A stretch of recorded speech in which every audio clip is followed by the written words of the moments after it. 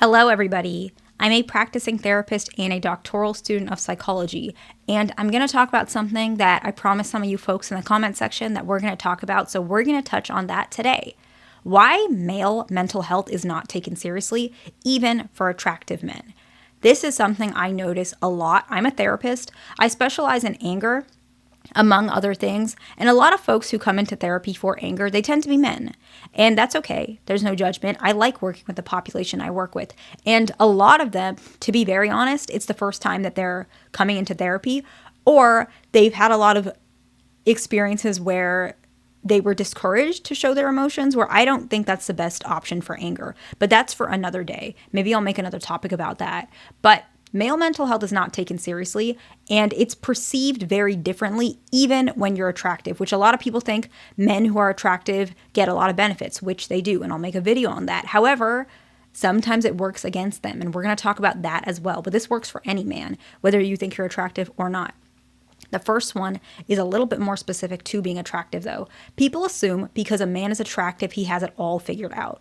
This is far from the truth to such an extent I don't even know how to emphasize it. And you guys might disagree with me, and I'm okay with that. I'm okay with learning different opinions, but I do strongly disagree with this. You can see this even with like serial killers and people who are struggling in so many ways. Because he's attractive, people are not giving him the help he needs. People are ignoring some of his behaviors, and some people think that's a good thing. Like, oh, if he, engages in DV or, any sort of intimate domestic issues, whatever it is, people think, oh, he's lucky that he's able to get away with that, which, sure, if that's how you perceive it, but at the same time, no one wants to be that guy who's struggling, getting in trouble for these things, having failed marriages one after another. He probably wants a stable life. Most of the time, subconsciously, a lot of people want that. Psychologically, that's where we're aiming towards, right? Usually.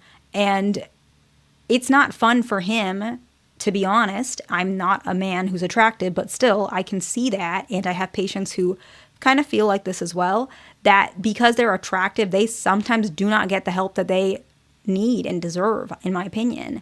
And it takes them a really long time simply because they get away with certain things because they're attractive, instead of saying that they need help. And sometimes a lot of the women they're with, they only perceive them based on their attractiveness. So they're not actually trying to help him. They just, I don't know, want to save him or fix him or feel chosen by him, instead of saying, hey, my husband is he struggles with these types of things. He has anger.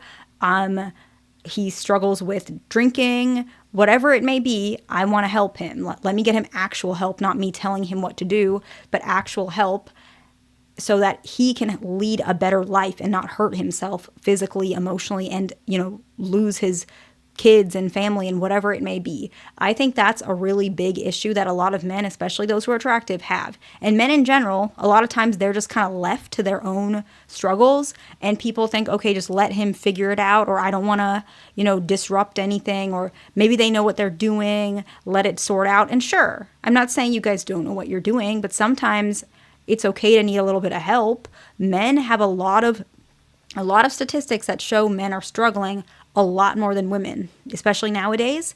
And I think this is part of it. The next one is okay, I'm going to get a lot of hate for probably everything in this video, but this one probably the most. I think other men make fun of men who struggle with mental health, especially if they're attractive, okay? I'm going to use like a meme that I see on Instagram a lot. I don't know if you guys follow Hoodville on Instagram. I understand that everyone's going to make fun of me, whatever. And I'm going to talk about something that he brings up a lot in his posts, which I think is part of this, highlights this, okay? I'm going to use the word baby mama. I don't like that word. I think it's like a little annoying, but it is what he uses in his post, okay? So there's like a Hoodville meme that he might say, like a guy who's like 6'4", he's got 4 felonies. He's got 4 kids with 7 baby mamas. Like, it doesn't add up. That's like the funny point. And then credit score of like 2, right? Like, that's his ongoing, like a different version of it every time. And then he writes like this huge post, like a summary or story in the description. Whatever it is, the math doesn't add up. It's exaggerated. It's hypothetical. And obviously it's someone who like really struggles with his mental health. But like the picture is usually like a guy with like a ton of ladies like hugging him or kissing up on him or whatever it is, right? And he's clearly not taken seriously. And some men are like jealous of this guy because he gets all the girls. First of all, the women that he's getting is probably abnormal, because why would a woman want someone who's like that? She's probably abnormal. And so his marriages and relationships are not successful. Clearly he is a felon. So he's living in those confinements to some extent. Voting restrictions. There's other restrictions, right? Job restrictions. I think there's travel restrictions. I actually don't know. Maybe you guys know, but I don't know that one. But okay, a lot of children that apparently they're out of different women. So like the children come from different ladies. And so now he's got to pay for all these different women, and he's got a credit score of 2. He sounds like I know it's hypothetical, but he's very much struggling. I don't even know if 2 is possible, but whatever. He's struggling a lot. And instead of someone thinking, okay, this guy, whatever happened to him, he needs a lot of help, they're just making fun of these guys. And there are probably men like this to some extent, very exaggerated. But you know these types of men. I know what they are. They're struggling a lot. And no one is helping them because they think that this is okay. And he's just getting all these women or whatever, and they think it's like a good lifestyle. He's struggling by living this way. It's not healthy for him. That's my opinion, though. Maybe you guys think it's cool to be like that. I don't know. Okay, I'm kind of out of the loop with things like this anyways. The next one is male depression and anxiety typically present differently than with ladies. This is what I've noticed, okay? And the symptoms are less obvious directly, but in my opinion, are presenting a little bit more prominent indirectly, which can make it easier to go untreated. So indirect types of anxiety is getting really irritable or impatient about certain things. This is usually a sign you're anxious about something. But a lot of people might say, okay, this is a person who's just tempered and has no care.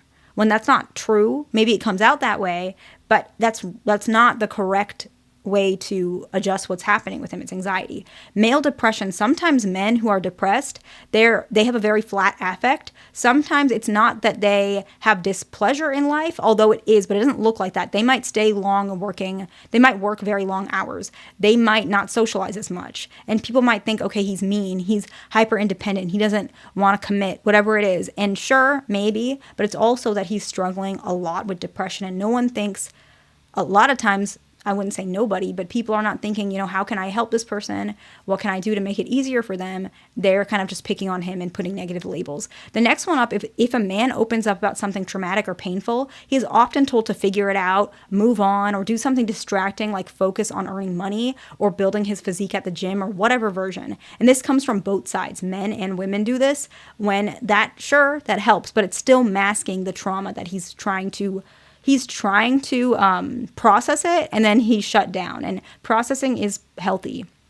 The next one is men themselves, I noticed, they feel very ashamed of traumatic experiences that occurred, and they often blame themselves for it instead of blame the other party. And I know blame can be tricky because really everyone struggles in their own way. We have our own perceptions, but I'm going to give an example that hopefully can help paint what I'm talking about.